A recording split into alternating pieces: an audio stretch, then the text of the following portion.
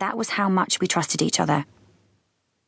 I'd heard the rain drumming on the windows, but I'd been lost in my own world yet again, looking at MySpace photos of my school friends who had been to uni and since gone travelling. I was 24. I'd finished my A-levels with Aiden in my belly and watched my friends leave for university with the world at their feet while I remained in my parents' house. I saw some of them leaving for new pastures as I gazed down at the bus stop from my bedroom window, one hand on my swollen stomach. Since that moment, I had spent more time than was healthy Googling my friends on the internet, opening pictures of Thailand and Paris while I nursed a baby. There was no way I could drive in this weather, and I was the closest to the school out of my family, so I decided to walk there. Rob, Aiden's father, was working on a construction site outside York. My parents had their own jobs too. They would be too far away to help, trapped by the weather.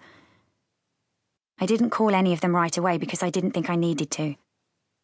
Bishoptown was a small place and it would only take me 10 minutes to walk to the school. But the school building was also on the other side of the Ouse, which did worry me slightly. If the rain was as bad as the news suggested, the river could burst its banks. I trudged up the road through the rainwater, my heart beating a rapid tattoo against my ribs. The slanting rain made it difficult to keep my eyes open as I walked against it. I lowered my head and gripped the strap of the bag over my shoulder, my hands already soaked and cold to the bone. "Emma?"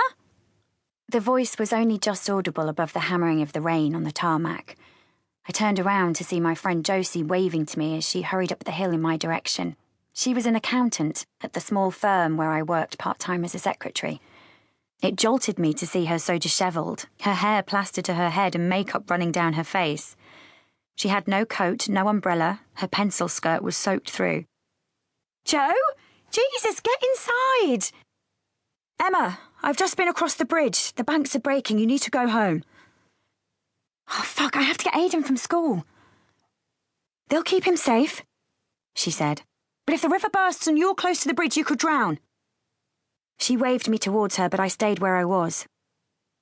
"I have to get Aiden," I said, shaking my head. The school was too close to the river for me to feel comfortable leaving my 6-year-old son there. If the rain was already coming through the roof, what state was the building in? "Be careful. I heard they're sending help, but there's hardly anyone by the river right now. No police or anything. And it looks bad, Em. Don't come back across the bridge, okay? Go to the White Horse or something. At least you can get a Chardonnay there, right?" She grinned at the joke, but I could tell it was a nervous smile. She was genuinely shaken up, which wasn't like Josie at all. "All right, get home safe. I'll see you at work when this bloody weather has calmed down a bit." I returned the nervous smile, trying to ignore the nest of snakes in my abdomen.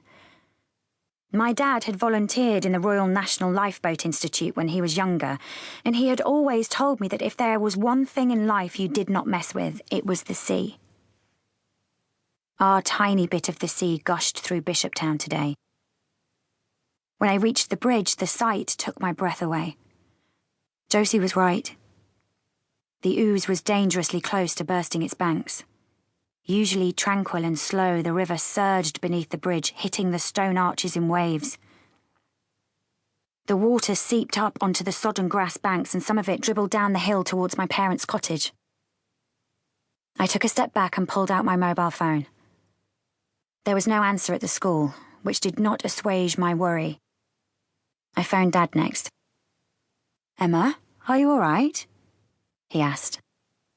"I'm at the office and the rain is so bad I think I'll be stuck here." "Don't try to get home, Dad. The river might burst." Dad worked just outside Bishoptown as a civil engineer for a construction firm. "I'm going to the school to stay with Aiden until help arrives." "Emma?" "I'm fine, just don't try to come home, okay?" "Emma, the bridge—" I eyed the short stone bridge with trepidation. "I'm already past it. I'm on my way up Acker Lane to the school," I lied. He let out a sigh of relief. "I'll call your mother and tell her to stay at the surgery." "Okay, Dad. I love you." "Love you too, kiddo." It was silly, I know, but my eyes filled with tears as I cancelled the call. The time on my phone said 2:10 p.m. It had taken me 10 minutes to walk just half the way. I needed to hurry up and get to my son.